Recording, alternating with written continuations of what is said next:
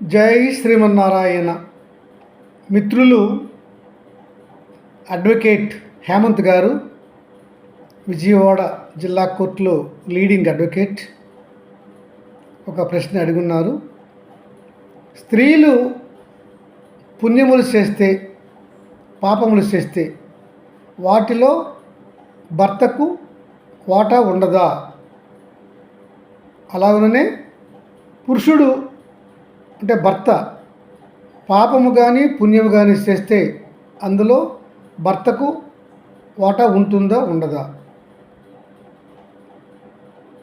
స్త్రీలు చేసే పుణ్యములో, ఇతర కార్యక్రమాలలో భర్తకు ఏ విధంగా ఉపయోగం ఉంటుంది అని అడిగారు వారు.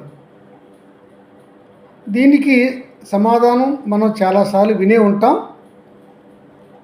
అయితే రామాయణంలో మొట్టమొదట కూడా ఈ ధర్మానికి జవాబు ఉంది. అలాగే మహాభారతంలో కూడా ఉంది.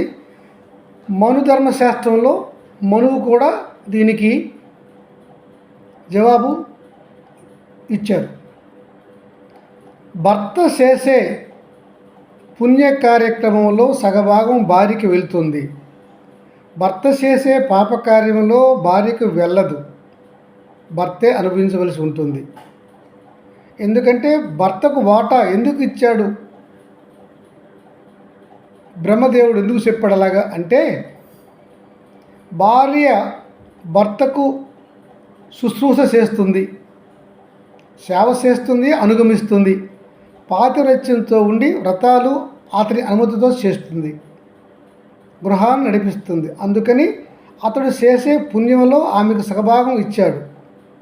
కానీ భర్త చేసే పాప కార్యక్రమాలలో భార్యకు పాలు లేదు. అలాగే భార్య చేసే పుణ్య కార్యక్రమం లేదా పాప కార్యక్రమం వాటి ఫలితం పూర్తిగా ఆ భార్యకే ఉంటుంది, భర్తకు వెళ్ళదు. తదుపరి భర్త కొరకు భార్య చేసే పుణ్య కార్యక్రమాలు ఉంటాయి కదా, అడిగారు వారు. భర్త అనుమతితో భర్త ఆయుర్దాయం కొరకు కానీ, ఆరోగ్యం కొరకు కానీ, విజయం కొరకు కానీ, ధర్మబద్ధంగా ఉండే కోరికల కొరకు భార్య అతని అనుగమించినదై పాతివ్రత్యంతో ఉన్న స్త్రీమూర్తి అయి ఉంటే ఆమె చేసే ఆ కార్యక్రమాల ఫలితాన్ని భర్తకు వస్తుంది. భర్త భార్య చేసే ఆ పూజలు, పునస్కారములు, హోమముల యొక్క ఫలితం వల్ల భర్తకు విజయము, దీర్ఘాయుస్సు,